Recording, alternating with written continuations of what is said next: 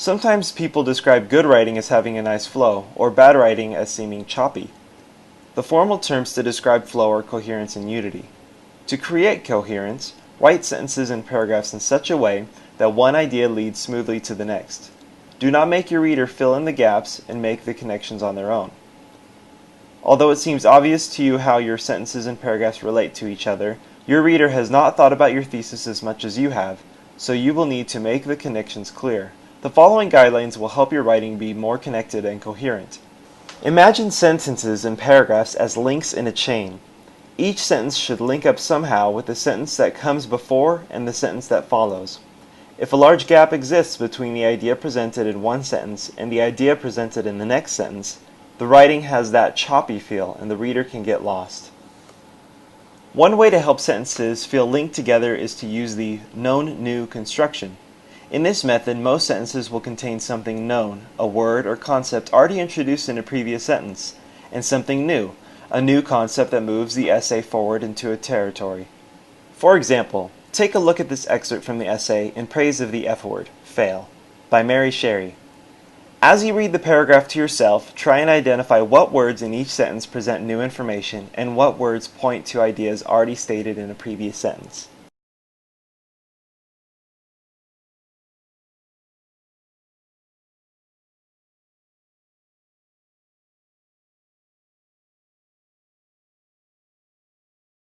Now let's talk about some of these links. These diplomas links to meaningless diplomas. These graduates points to luckier classmates. Fortunate few links to these graduates. Adult literacy programs links to the word semi-literate. There tells us the writer is continuing with the thought of the literacy programs. Educational system points to learned in school. Our schools in the next paragraph continues with the thought of educational system. Repetition of the phrase in school indicates a continuation of the discussion of high school. When working with a known new concept in writing, don't force it or make it awkward. Just keep an eye out for gaps and use the known new construction to bridge those gaps. Sometimes a stronger transition is needed than what is provided in the known new construction. Key transitional words sometimes help to point the reader in a slightly new direction. These transitional words and phrases accomplish two things. First, they indicate to the reader when the paper is about to move from one point or idea to the next. Second, they indicate relationship between those points or ideas.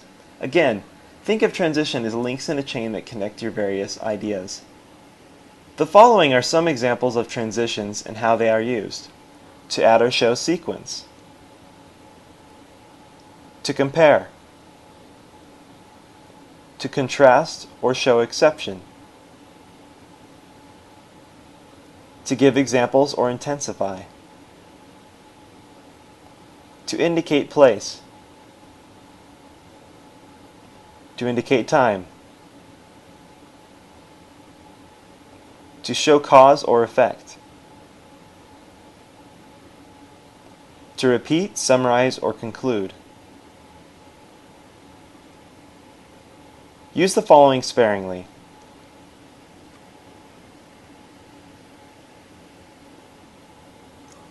Transitional sentences serve an important function in linking one paragraph to the next.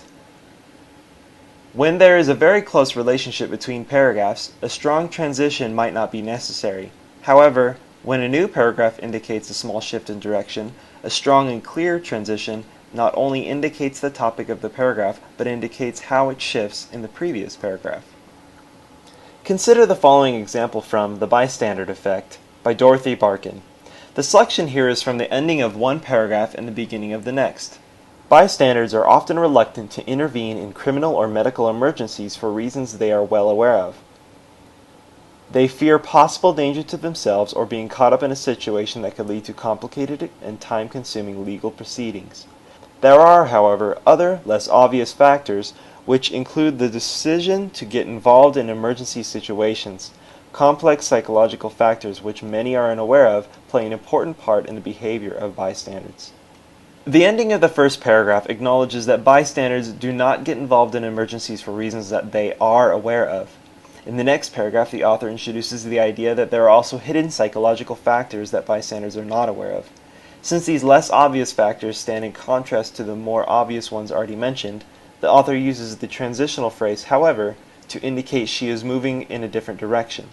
She isn't talking about obvious factors anymore. She's shifting to and introducing the new topic of less obvious psychological factors. Here's another example from the same essay. The transition here indicates a sequence of examples. Earlier, the author indicates two psychological factors that influence bystanders. In the following excerpt, she finishes explaining the first, and then in the new paragraph introduces the second. Bystanders look to others for cues as to what is happening. Frequently, other witnesses, just as confused, try to look calm. Thus, bystanders can mislead each other about the seriousness of an incident. The second factor in determining the reactions of bystanders to emergencies is what psychologists call the principle of moral diffusion. Moral diffusion is the lessening of a sense of individual responsibility when someone is a member of a group.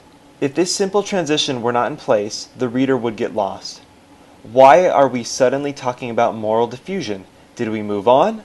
Are we still talking about the first factor? As it is, however, the author carefully guides the reader from one idea to the next. Also, notice the use of the well-known linking device in the repetition of the words moral diffusion.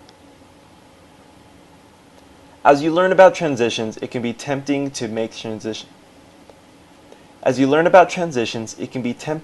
transition too strong and too direct. Just a word or phrase can be enough to indicate a shift in direction. Overdone transition. I have just been talking about obvious reasons why people don't get involved in emergencies. Now, I'm going to discuss less obvious psychological factors. The transition is too strong. As we saw in a previous example, a simple however is enough. Thank you for watching. This video has been brought to you by the BYU-Idaho Writing Center.